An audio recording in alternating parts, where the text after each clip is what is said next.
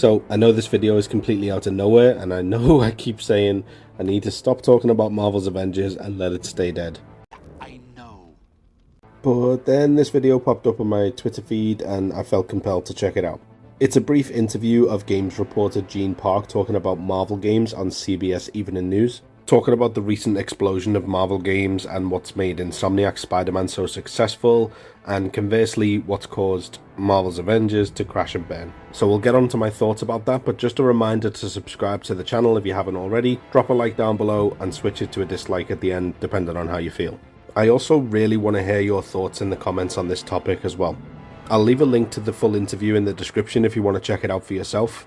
But just to summarise the parts that I want to cover, Gene does go on to talk about the live service and looter elements in the latter half of the video, which I'm completely in agreement with, but initially he says something that I fundamentally disagree with about Avengers, so let me play the clip. So video games have been chasing superhero games for a long time, but it's been hit or miss for a long time because it's hard to translate superhero powers into a video game experience. For example, you mentioned the Avengers, which is a famous disaster for the games because they tried to fit 5 or 6 different powers into one game, and it just really didn't work out. And it just didn't make for a really fun experience. Whereas Spider-Man was able to really focus on just being the experience of Spider-Man. So they really honed in on the experience, made it really fun, made it really authentic to the original comic books and the films. And that's why it was such a huge success. Now, Avengers is such a weird game for me because I spent a long time talking about it and basically built up my whole Twitter account around it early on. I've gotten to know a lot of great people through the game and its community, so for all its faults, I do have very much a love-hate relationship with it.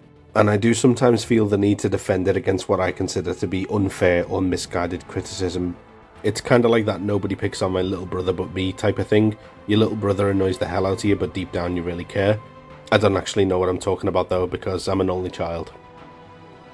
Anyway, moving on. What Gene essentially says here is that Avengers failed in part because it had too many heroes and too many power sets, rather than focusing on just one hero and one power set. And no offense to Gene, but this in my view could not be more wrong.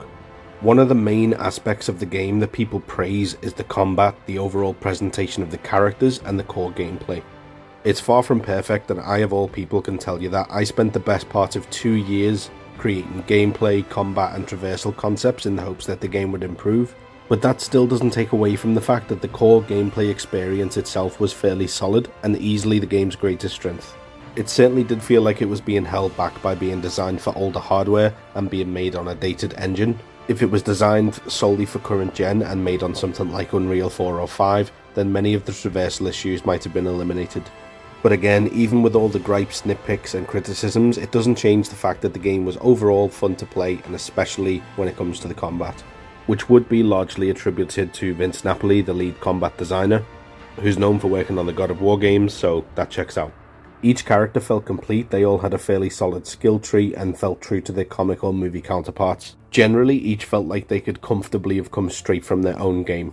It didn't feel as though each character was shallow just because there were 6 characters rather than a focus on one. It genuinely did feel as though the developers put most of their resources, time and creativity behind the roster. And honestly, I think it's just a little bit disingenuous to say that this is why the game failed, and to also suggest that a game with multiple characters and abilities could never really work. It's already been done many times. In fact, you've got Lego Marvel, Disney Infinity, Ultimate Alliance, Overwatch, Paragon and so on and on. Now, creating a game that handles multiple characters is no easy task. There's so much more that could go wrong and a lot of design challenges, and in the case of Avengers, unfortunately a lot did go wrong. But again, that's not necessarily due to the amount of characters itself. Avengers failed because of a focus on loot, gear, grinding, and poorly supported live service models. The gear system was boring and uninspired. The repeatable endgame content was unengaging and became stale very quickly. Unfortunately, the developers simply couldn't meet the demand for new content, but even through all of that, the best content that was released was more characters, more heroes to add to the roster. If Crystal Dynamics had nailed the co-op, online and live service experience, I genuinely believe that we would have had one of the greatest Marvel games ever. I honestly believe that. And I believe it can still be done in future. It'll take a studio that knows how to handle persistent player bases and long-term content, but I think it can be done. So that's it for this video. I just wanted to give my thoughts on it as someone that's been invested in Avengers since its beginning to end, and I guess even beyond that. Let me know in the comments, do you agree or disagree with any of the points I've made? Would you like to see a studio take on another project like Avengers and do it right? Or do you prefer the solo narrative experience? I look forward to reading your comments on that. Leave a like or dislike depending on how you feel about the video, and I'll catch you in the next one. As always, have a great day wherever you are.